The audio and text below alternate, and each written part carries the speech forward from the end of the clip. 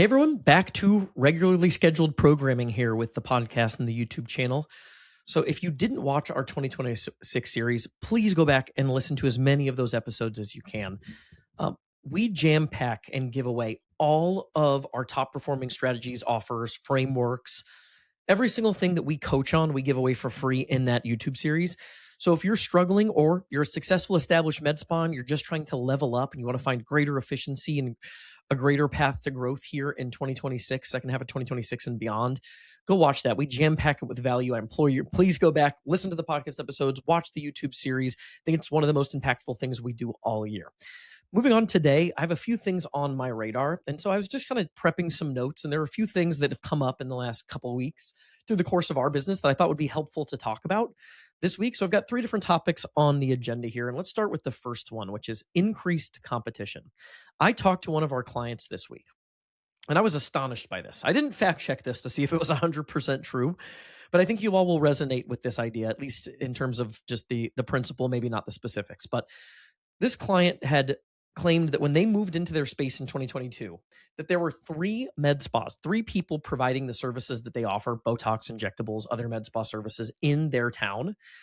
And they said in their recent round of research, we're now 4 years post-launch for them, 4 years after they started their business, that they now have 34 providers.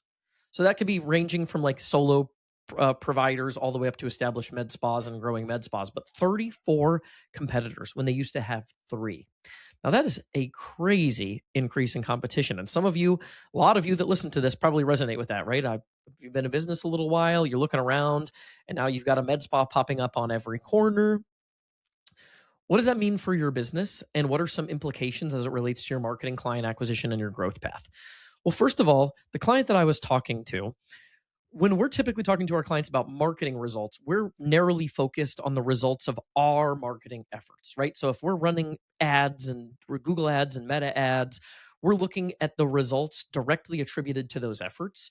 And we're making, a judgment on whether or not they're within a successful benchmark range based on certain criteria. But that doesn't necessarily always look at the big picture for our client, at least not when we're looking at our immediate data sets. So I was on a call with one of our clients this week, and her numbers are good from an ad standpoint. She's acquiring clients. She's pretty busy in terms of new client acquisition. Their schedule's pretty tight here heading into the end of the month. But she mentioned that there were several months in the last year or so where new patient acquisition was significantly slower than it was 2 or 3 years ago. And there are a few things at play there that I think all of you might be experiencing, or many of you might be experiencing, but not fully aware of. So I wanted to take these one by one. So the first is she was looking at new patient revenue. Your new patient revenue, as your schedule gets more full, this one's kind of obvious, but as your schedule gets more full, in the early days of your business, the vast majority of your revenue is probably new patient revenue. And as you become a more established business, a greater percentage of your schedule is going to be comprised of existing patients. So if you've got limited availability for new patients because your schedules are more full, of course, new patient acquisition might go down even when your business is growing. So you might be doing more revenue, seeing more patients, more visits with a more complete set of books, but your new patient growth might be down just in terms of absolute volume. That's possible, right? So keep that in mind. But in her case, there was something bigger at play. She was looking at total new patient revenue. And I realized when we're looking at her numbers that even in her most successful months 2 or 3 years ago, the majority of her new patients during those really big months where she was doing 50 or 60K just in new patient revenue wasn't coming from ads. A given month from ads for her was probably something like $10,000 to $15,000 in initial visit revenue from new patients. So that means 60%, 70% of the revenue coming from new patients was coming from outside of the ad space. And I don't think she was totally aware of that. So in our conversations, she was feeling like maybe something's wrong with the ads. We're not getting as much as we used to get. But the reality is, there's not so much of a drop off in the ads. There was a big drop off in the business coming from other sources. And without good data, you sort of have to reverse engineer and unwind this, which we did because she doesn't have the best data. Her data sources and her EMR, the functionality is a little bit limited. But we were able to reverse engineer this, I think, with a decent amount of confidence. And if I go back to the way that I introed this conversation, her population of her town has grown about an estimated 2% in the last 4 years, but there's been a 1 1,000% increase in competition. So all of the business early on, when she was one of only 3 med spas in town, the organic, the word of mouth, the Google searches were only split between 3 practices. Now, the word of mouth, the convenience, the Google search results, the maps results, all of the traffic that's coming in from those sources, instead of being split 3 ways, is being split 34 ways. That's according to her research. Again, their research, they said that that's what they saw in their numbers. 34 competitors. When they first started, they said it was 3. So even if it's not that extreme in your business, understand that there is a time where you're just like, you're making hay while the sun shines kind of thing. And that's not going to maintain forever. And so you need to have a strategy to adjust. If you were getting enormous organic growth because the situation was just prime, so even GLP-1s in a microcosm, we can look at GLP-1s, for example. If you were running ads for GLP-1s 3 years ago, you were killing it. You could charge whatever you wanted. You'd be as busy as you wanted to be because there was limited supply and there was astronomical demand. But as demand has increased, supply has also proliferated. There's every primary care doctor, med spa, everybody that can possibly prescribe the drugs. The drug companies direct to consumer are prescribing these GLP-1s. And so now the market is split and splintered in everybody's getting a much smaller slice of the pie. So you can see that with GLP-1s. You're not going to be able to recreate the magic of 3 years ago when there was a gold rush around this. And the same thing could be true for your med spa just in general. If you were in a low competition area that's had an expansion in terms of competitors. So what does that mean for us and what do you do? First of all, be aware of it. Understand that you might have effective marketing. You might be doing some things well, but there could be a bunch of business that you were getting for free before, meaning you didn't have customer acquisition cost associated with generating those clients because they were organic or they were word of mouth from Google, those types of things, that now you're going to have to supplement because you're probably not going to recreate the heyday of only having to split that pie 3 ways when there's now 34 slices of the same pie. I want to tell you about an event that we're excited about, hosted by our good friends Steven and Renata Roddy. It's called Modern Beauty Con, and it's unlike any other in the aesthetic space. This is not an event for people looking for social media content or recycled influencer tips. This is for providers and owners who are tired of sponsor-driven sales pitches and want unbiased, expert-led education. We're talking 19 CE credits and an intimate environment focused on one thing, a safer, more profitable practice. I'm actually going to be speaking during the Virtual Business Pass portion of the event, and I'd love for you to join me there. If you're ready to challenge your thinking and elevate clinical standards, head to modernbeautycon.com. That's modernbeautycon.com. You can use code RICKY, R-I-C-K-Y 100 to get $100 off your tickets. There's no limit on the code, so get your whole team involved. Steven and Renata have built something special here. Don't miss it. The event is May 1st through 3rd in Boston Park Plaza, Boston, Massachusetts. So a couple things. One is you might have to start paying to acquire the customers you used to get for free.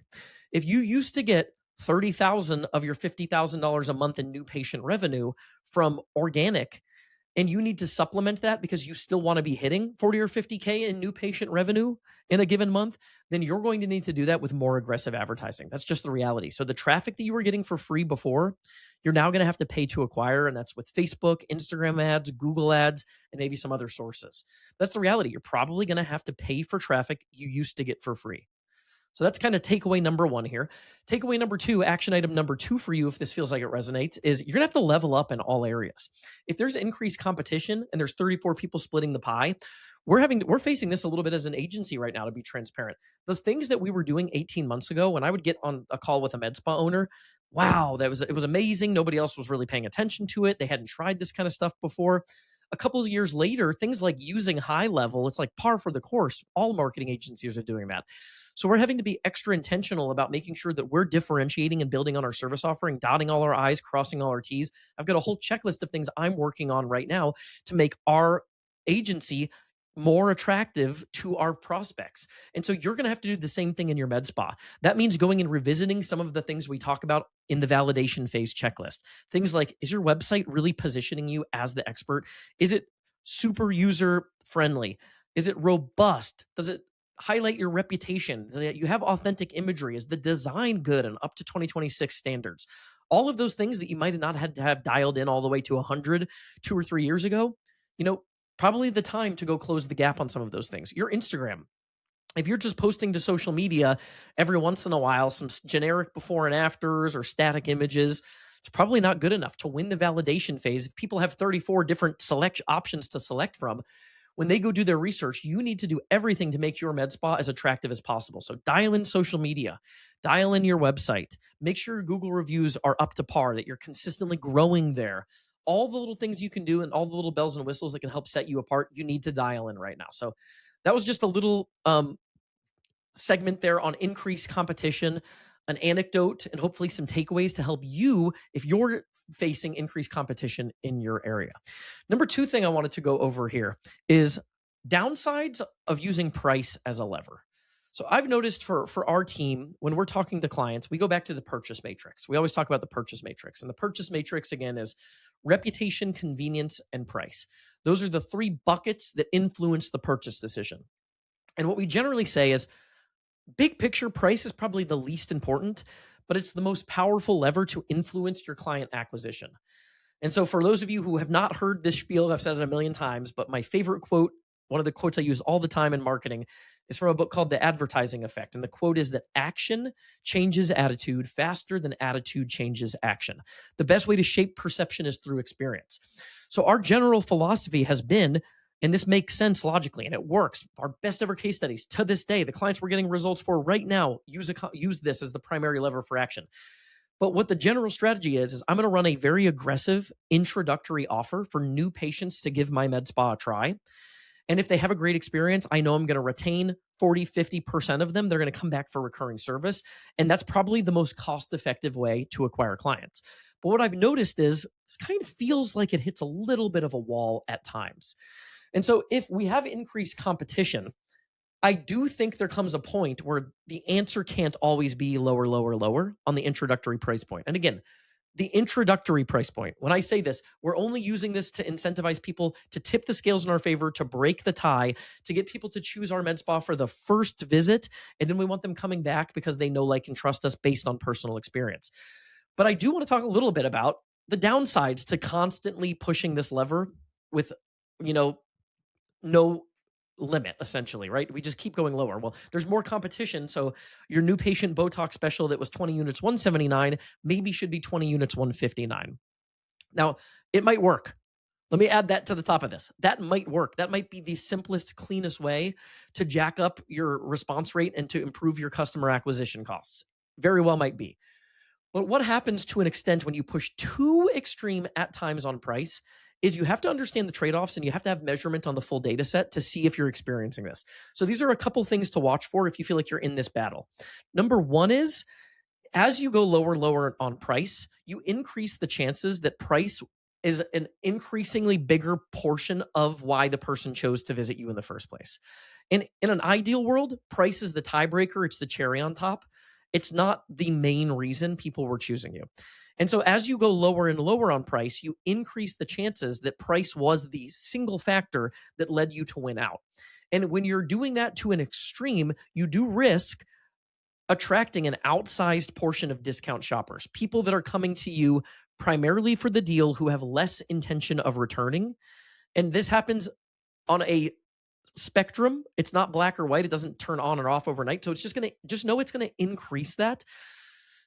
So to get out of that, one of the things I wanted to recommend is being really intentional with reputation and the things that you surround your offer with so that people are excited about your med spa and the offer is just a cherry on top. So we have a client in Georgia that does this really well. Their introductory new patient offer is not super attractive. They pay a little bit more to acquire a client, but when they look at the trade-offs, they believe it makes sense. And I would tend to agree for them. I think this is a good strategy. But they're able to get away with a less compelling offer because they make up for it on the other parts of the purchase matrix scorecard. So they're making up for it in reputational elements. If you go to their Google listing, they have something like 670 five-star reviews with a 5-star rating on Google. If you go do research of best med spas in this specific town, you are going to continuously get pointed in their direction. So they can get away with that. If your med spa has a subpar reputation, your brand is sort of blah, your reviews are average for your market, then this is going to be a challenge for you. So if you want to avoid having to push the price lever to consistently improve your client acquisition and to stay ahead of your competitors for getting that first at bat, you're going to need to do extra work on the reputational front to make up ground. Another thing is, as you increase price as the lever, you do increase the chances that people are driving from a little further away that wouldn't normally come to your med spa, that are only coming for that deal and have less of a chance of even considering becoming a long-term client. So if you want to avoid that, you need to make up for it in reputation. That's my kind of key takeaway there. If you want to avoid the never-ending push on the price lever to go lower and lower to incentivize new visit. It works, don't get me wrong, but there is a downside trade-off that I wanted you all to be aware of. Hey, practice owners and marketing directors, interrupting this episode to invite you to schedule a one-on-one strategy call with me to discuss how we might be able to improve and level up your digital marketing efforts. So we're rated 5 stars on Google. We're HIPAA verified by Compliancy Group, and we have a track record of taking clients from $30,000 a month to $120,000 a month and adding multi-millions of dollars in additional revenue for some of our bigger multi-location med spas from more effective marketing strategies. So on the free strategy call, it's really educational. I basically spend an hour going through detailed reviews of all of our best performing plays that we run for our clients. You have it to take and run with it if that's what you want to do. And if you think it might be a fit to work together, then we're excited about the possibility to partner with you. But if you're interested in better, more effective digital marketing solutions for your med spa, visit medspamagicmarketing.com. That's medspamagicmarketing.com to schedule your one-on-one strategy call with me. Okay, last thing on our list for today is the value in saying something different. So kind of picking up on the last point. In a competitive landscape, if we're saying the same thing that everybody else is saying, it becomes increasingly more challenging to stand out. So if we're one of the only people in our market running a 20-unit 179 introductory Botox offer on Facebook and Instagram, it's probably going to work pretty well if we've got a good reputation. If we're now one of 6 med spas running a 20-unit 179 ad in our area, and we want to avoid just having to go price jump each other, 169, 159, right? That never-ending battle, then we're going to have to be more intentional about changing our marketing message. And so this is a little hard for me to pitch because, again, when I'm talking for our marketing agency, I'm going to separate this. I'm going to putting my consultant hat on. For our agency clients, this works really well. I do not want to pretend it doesn't. Most of these offers, they are tried and true. This is why we've built our case studies. But looking toward the future, one of the things that's on our radar is how do we help our clients stand out and say something that's just fundamentally different. I'll give 2 examples. One for our agency. You see, if you're a med spa owner, and you log into Facebook and Instagram, you see all sorts of marketing agencies talking about something similar, which is patient guarantees, running ads, generating leads, booked appointments, and appointment setting, right? Everybody's sort of talking about the same thing. And when you're talking about the same thing, winning becomes a battle on the margins. It's how do I make my thing 2 or 3% better than theirs? Worthwhile endeavor. If you want to play that game, it can be effective. If you can figure out how to keep positioning yourself 2 or 3% ahead of your competitors in terms of the feature set, the price of the promo, whatever those things are, then you can win. But one thing that I think is worth keeping on your radar is just saying something different. So for us, if everybody's talking about meta ads, what if I invite everybody to join us on a consulting open office hours, right? It's just something fundamentally different in their feed. For you as practice owners, is there a value in trying to market to the local audience with something like different, like events? Maybe instead of just the new patient promo. Again, if this is working for you, do not stop doing it. It's a very effective strategy to use the new patient offers. But if you're feeling like you want to test some different things and you want to expand beyond that boundary, then you have to say something different than your competitors are saying. So for example, if you have an event once a month where you do special pricing and you have a happy hour and you invite people to RSVP for that complimentary event, and it's a fun thing where women get together and they get to be in your med spa with some exclusive promotions, you might be offering the same deals, but the framing is just different, right? Instead of just a new patient promo, I'm going to try inviting you to this event. Now, again, as an agency, we don't have data to say that strategy works at a consistent rate from an advertising standpoint versus the new patient offers. But to put that on your radar, if you're managing this on your own, I think that's something that's worth exploring. The value in saying something different, so you move beyond everything being apples to apples and whose apple is a little bit bigger to, hey, if everybody else is selling apples, why don't I pitch this really nice juicy orange? So that was one last thing I wanted to mention there. It's just the value of saying something different. So as you think about your marketing investment, your ad spend, hopefully those are a couple things, your competition in the local market that can help you dial in and boost your results. One last little bonus, because this was on my mind too, is on social media, when we talk about the validation phase and making sure that you're positioned for success when people find you on social media. This is a PSA to end this episode. I think that there's an epidemic right now in med spa social media where everybody's primary form of content is the fun, playful, goofy trend.